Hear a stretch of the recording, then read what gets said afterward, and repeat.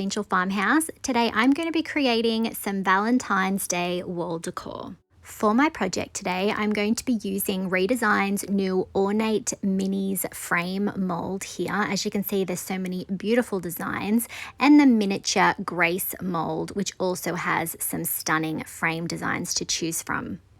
I'm going to be using a white casting resin by Paint Couture. This is a rapid casting resin, and I'm going to put on some gloves and then pour out equal parts step 1 and 2 into a silicone cup. I've also grabbed Redesign's Timeless Ties mold as well, and I'm going to be stirring my resin really well for about 30 seconds. And then once I've got that thoroughly mixed, I'm going to start pouring out my resin. I knew that I was going to be using a few different frames, so I poured it out into the ones that I wanted. And I ended up having a little bit of resin, extra resin left over. So I do end up also casting some of the miniature mold designs there as well, just so I've got them on standby, and also this little bow as well. After about 10 minutes, my castings are ready. They're still pliable, and as you can see, the details are just so stunning. This is definitely going to be a very versatile couple of molds to use. I'm going to put these extra pieces into my stash, and I'm also taking out the bow from the Timeless Ties mold. I will set that to the side. I'm going to be using Gorilla Super Glue Gel to attach the bow that we cast to the frame from the miniature Grace mold. The other castings have bows at the top, and I wanted them all to tie in together. I'm going to be applying 2 coats of a cream colored chalk paint to the surface of each of the frames. I'm not adding it to the back of the frames. I'll just be sure to clean those up a bit later on. So 2 coats on each of these. And I'm also going to be adding a coat of this to the bow as well. I'm going to be adding transfers to these, and I find that they go on a lot easier if the surface is sealed. So I am applying a coat of gloss clear coat to the center of each of my little frames. I then took out Redesign's new Amour Affair transfer. This is a Valentine's transfer, obviously, and it's filled with beautiful cherubs, birds, florals. There's lots to choose from in this one.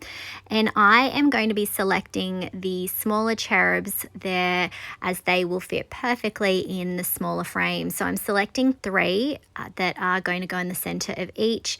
And I'm also going to be cutting out some of the smaller roses. So I'm going to be combining both of those, and I am going to be having the roses coming in at different angles so that there's a little bit of interest in each of the frames there. So I'm going to peel off the backing, position the first transfer in the center, and then I'm going to use a transfer stick to start rubbing and lifting that plastic to release the transfer design. I also gently run my fingers and sometimes the backing sheet over the top of the transfers when I'm using them, just to make sure that everything is down really well. So I'm just going to continue adding these really sweet little cherubs to the center of each of the frames. I'm going to be using these frames for wall decor, but you could definitely do a similar project and turn them into magnets or little ornaments instead. Once I had all of the transfers down and secured, I then used the same gloss clear coat over the top of them, and I also used the clear coat over the outside of the frames as well. I knew I would be using a glaze, and by adding the glaze, I'm able to wipe back as much or as little as I want. To create a vintage look, I'm using a 2-step crackle. I'm applying step 1 just to the center of each of our little frames, and then after that's dry, I'm applying step 2 in the same place. Once the crackle step 2 was completely dry, I took out a brown antiquing glaze, and I'm applying it first to just around the outside of the frame to begin with. I'm then using a wet wipe to pull some of it back. This is really highlighting all of the beautiful details in these castings. And then I'm lightly going over the top of the center so that I can work the glaze down into the cracks that we created. I don't want it to be too dark though, which is why I left it to the last step until I had little glaze on my brush. I don't want to overwhelm it. I do want the center to be a little bit lighter. So I'm going in with, as I said, very little glaze on my brush, pulling back the excess with a wet wipe so that in the center, the glaze really is just sitting down in all of those beautiful cracks. Once I finished with the frames, I did add a little bit of the glaze to the bow. This ends up being unnecessary, but at this stage I thought that I was going in a little bit of a different direction, so I did end up applying the glaze to the bow and pulling back the excess. Once everything was dry, I took out a bronze metallic paint. I am going to be picking out certain parts of the frame to highlight with this beautiful metallic. So I'm focusing on the bow on this first frame here, and then I'm going to go around and add some to the inner frame on the inside. I can use a wet wipe to wipe back any of the errors, and I'm also going to be adding a little line of that bronze paint around the outside of the frame as well. And then I moved on to the next one. For this one, I am sticking to the ornate details that are a bit more raised. And I'm also going to be adding it to the bow as well. Definitely wanting to bring attention to those bows. Each of them tie together. Each of the frames have a bow, so it has that cohesive look. And I'm also adding bronze to the inner rim of the frame as well. And again, I can wipe back any mistakes with a wet wipe. With this one, again, I'm focusing on the bow up the top. And everywhere that you see me applying the bronze, I am going to go back in and apply another coat just to make sure that I have the coverage that I want. I'm moving on to adding some of the bronze to the inner rim of this frame as well, and I did have to go back in off camera and wipe back some of the bronze that had gone in areas that I didn't want. And then I'm also adding some to the outer rim of the frame, again wiping back any errors with a wet wipe. I'm now going in and adding that bronze to the bow. As I said before, I didn't need to add the glaze to the bow. I did need to add the chalk paint, I felt, because the metallic tends to stick better to a more porous surface.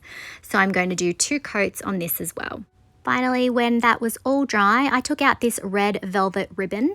I am going to be folding over the top and using a hot glue gun to secure that in place. This is going to be what our little hanging wall decor piece is going to be able to be hung from. So I'm just folding that over, trying to be as neat as possible there. And then I'm going to be adding glue to the back of the bow. I have wiped off the back of the bow so that it's a bit neater. And then I'm going to glue that up the top.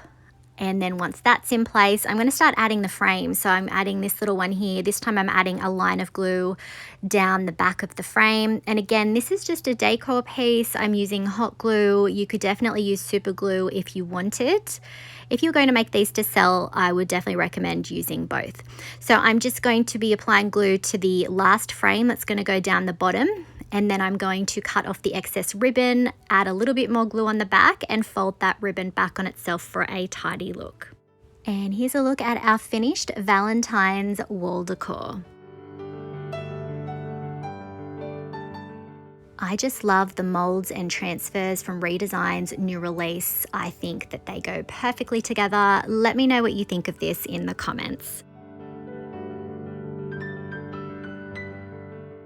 If you would like more information about this beautiful new release by Redesign, make sure you check out the links in the description. Thanks for watching.